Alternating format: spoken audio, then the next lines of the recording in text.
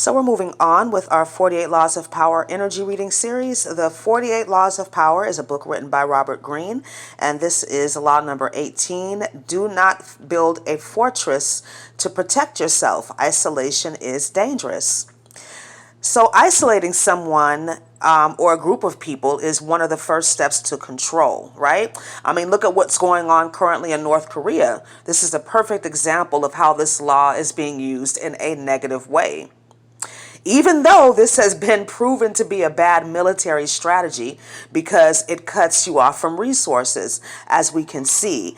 And, there's a lot of information coming out about them, being illegally funded as a country just because of what they have going on over there. They're not able to get the support and resources that they need legally, right?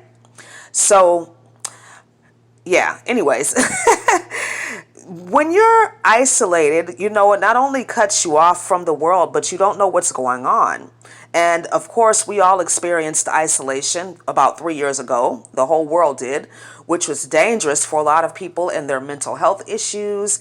And of course, it had a domino effect on the financial health of our world. And we're still feeling the effects of it today, right? Another example of this law is micromanagement, right?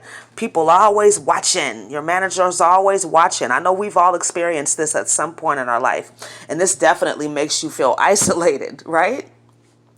But another way this law plays out is if you're somebody that's carrying a lot of unhealed guilt or shame, this could make you isolate yourself depending on the situation. Like you might not show up in the world the way that you really truly could because you're carrying all these heavy emotions that, are making you not want to put yourself out there, right?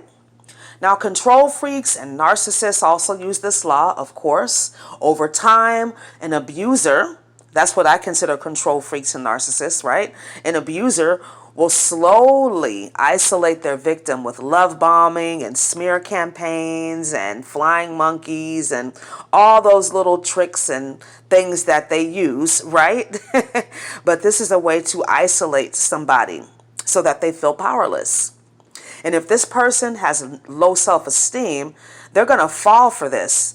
And it's just going to be a downhill journey from there until they learn to take their power back and know that isolating themselves or dealing with somebody that's trying to isolate them is dangerous, right?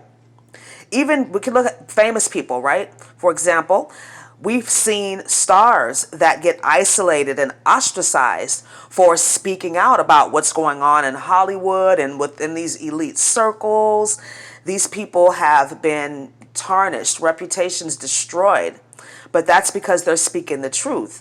But that's one of the ways that they try to demean that person is to isolate them, right? Their family and friends will stop talking to them. They'll get blackballed. They won't be able to get any work. And that's dangerous because they can't make any money, right? Now, as an empath or a sensitive like myself, when we have an issue, a problem in our life, there is the tendency to isolate because we tend to have trust issues, right? So this is something that if it resonates with you, you need to work on that because asking for help when you need it is an act of love for yourself. And again, it is a struggle, especially if you've been let down, if you've been betrayed.